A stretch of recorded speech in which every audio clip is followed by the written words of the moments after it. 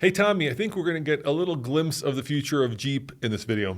Every single year at the Easter Jeep Safari, the folks at Jeep put together a number of concepts which preview the future of the Jeep brand. We've seen designs that have made it into production. We've seen inspirations that have made it into production over the 12 years we've been going to the Easter Jeep Safari. And now we've got a fresh crop for the 2023 event. Yep, in this video, we're going to show them to you. We're going to discuss them, tell you what Jeep is doing in terms of their concepts. And then, of course, me, you, and Nathan are going to go to the Easter Jeep Safari this weekend and actually get to drive them. So let's start with, I think, one of the coolest ones, and that is the 1978 Jeep Cherokee 4xe concept. And the story behind this is apparently Mark Allen, who's the chief designer for Jeep, picked up a cheap Cherokee on Craigslist for $2,500 and then spent a lot of money. Yeah, exactly. So these aren't some cobbled together thing done in someone's garage. These are actually vehicles manufactured by the same folks that build the production vehicles. So these are actual vehicles put together by the Jeep folks. Now this is a 78 Jeep Cherokee SJ that's been blended with a Wrangler 4xe, so the plug-in hybrid Wrangler. So let's talk about what they did. Essentially, you got the look of that slant nose, two-door, 70s vintage Cherokee. Kind of got Jeep Chief vibes. Yeah, right, exactly. But they blended it with a 2-liter turbocharged 4-cylinder engine, an 8-speed automatic transmission, the electric architecture of a 4xe, a 4-to-1 transfer case, 37-inch tires, and 17-inch slotted mags. The interior has been redone as well, so it's got a Wrangler dashboard, but it's got low back bucket seats trimmed in leather, and it's a the rear bench was replaced by a 4-point safety cage. So inside there's an 8-track player and a secret stash box. We don't know what's in the stash box, but I suspect in a few days we'll find out. All right, let's go to the next one. And I'm kind of ranking these, not in TFL order, but in the way that I like them. So the most interesting ones first. So that was the one I liked. The second most interesting for me is the Jeep Scrambler 392 concept. Now, this is the one that I hope we see make it into production, because obviously the 78 SJ not going to make it into production. This one could potentially see the light of day, or at least something like it see the light of day. So the Scrambler dates back to 1981. That was a CJ8 small convertible pickup truck. So it was a 2-door vehicle with the front end of a CJ7, but with a longer 103-inch wheelbase. Now, fast forward a few decades, and this new Scrambler 392 takes a Wrangler and then modifies it to pay homage to the original, but with a massive Hemi under the hood. Yeah, and they chopped the rear doors off too, so it's no longer an unlimited. It's a 2-door, which makes it cool. Now, the cool thing about this too is they're bringing in a lot of advanced materials. So not only composite materials, but carbon fiber throughout much of the custom bodywork, which is really cool. The windshield is also laid back 12 degrees and has a lower roof, and the silhouette gives it a really cool look and kind of a nod to the chopped hot rods of back in the day. All right, the next one is the Grand Wagoneer Camp Lux Overland concept. And this obviously is just what it sounds like. It's a Grand Wagoneer built for overlanding with a rooftop tent. Yeah, so the Grand Wagoneer, of course, the most luxurious in the Jeep lineup, big 3-row monster. And what Jeep wanted to do was show that it still had Jeep roots. So they built this vehicle to tackle long cross-country adventure. So let's talk about some of the things they did to it. It's got a rooftop tent, right? A custom red tail overland skyloft is what it's called. And the carbon fiber constructed skyloft unfolds in around 10 seconds from the inside by simply pushing up with one arm.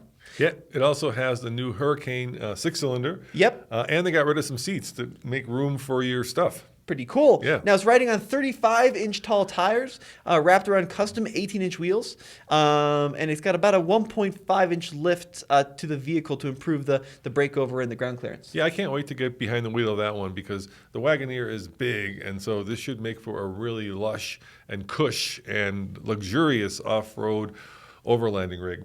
All right, let's go to the next one there, Dad. All right, JPP, Jeep Gladiator Rubicon Sideburn concept, Tommy. Yeah, so another thing that Jeep likes to do is they like to show off their enormous catalog of Jeep Performance parts and also preview some upcoming Jeep Performance parts or some things which maybe might not make the light of day, but kind of they can flex their muscles. So this is a solar flash yellow vehicle, and it kind of expands the off-road adventure of what you can do with a Gladiator. Yeah, so it basically comes from the company's, like you said, JPP Performance Part Catalog. A lot of these concepts are meant, and we know this, to help sell performance parts, specifically Jeep performance parts. So some of them are done as kind of whimsical, potential. Some of them are done as the future of Jeep, and some of them are done as marketing campaign. And this is one of the marketing. Yeah, it does have some cool things. Like, it's got a really unique front grille borrowed from the 20th anniversary Wrangler Rubicon. It also has a custom designed tubular grille guard. It also has the JPP limb riser, so it's got kind of a cool overlanding look to it. It's a pretty cool Jeep, but certainly not as bold as some of the other ones. Yeah, and another one that's in that same vein is the JPP Jeep Wrangler 4xe departure concept. Yeah, that's right. So let's talk a little bit about this one. So, according to the press release, it builds upon the iconic open-air cockpit of the best-selling, most capable PHEV. So it's a 4xe, right? Notably, the spare wheel and tire mount allows the Jeep Wrangler Rubicon 4xe to push limits of available departure angles with 4x4 electrification. It's got 37-inch tall tires. It's got once again that grille, which was introduced on the Rubicon 20th anniversary. I'm wondering if we're going to see that on more production Jeeps. It's got new custom flat flares and wheel liners. It's got some cool little details here and there. It's got rectangular LED lights. It's a pretty unique design. Making an appearance for the third year in a row by popular demand is the Jeep Wrangler Magneto 3.0 concept, which we've already seen twice now, and they're bringing it back because, well, I don't know why they're bringing it back. Yeah. I'm a little stumped by that one, but they have done some improvements to it. So it gets 25 more horsepower, 50 more pound-foot of torque. It still has a manual transmission. Yep, it still is an extended wheelbase, two-door Wrangler. It's got unique paints, but once again, fully electric Jeep. It's time for this to finally see the light of day, though, because it's getting a little tired of seeing it as a concept form. So let's make this happen. And we're forgetting the brightest one on the list, Dad. What are we forgetting? The Jeep Wrangler 4xe, and then there's 4 little stars because there's no name. Yeah. Concept. It doesn't have a name yet. No, it doesn't have a name yet. But here's the story with this Jeep. It is bright pink. Yes. The brightest pink I've ever seen. And here's the idea. So it's not Tuscadero, is it? A little while back, Jeep launched a pink called Tuscadero. Yeah, it's not that. Which was a bold pink. Yep. And it sold out. Okay. People went crazy for this pink. And they couldn't match the production to the demand. So they're bringing back a new pink, which is even brighter. It's like a magenta neon pink. And I think that this is a color which is actually going to make it into production. So if you thought Tuscadero was a little tame, now you've got an even brighter pink. It could be an April Fool's joke. I don't think it is. I don't know, because they're very mum about what it has, because there's no name, right? Right. Really, no, this is how I think they're being mum about it, because this is the one that's going to make it into production. Really? Okay. Yeah. You don't think this is the one where they'll be like April Fools? No. I think that, believe it or not, Tuscadero, and then they also had the purple.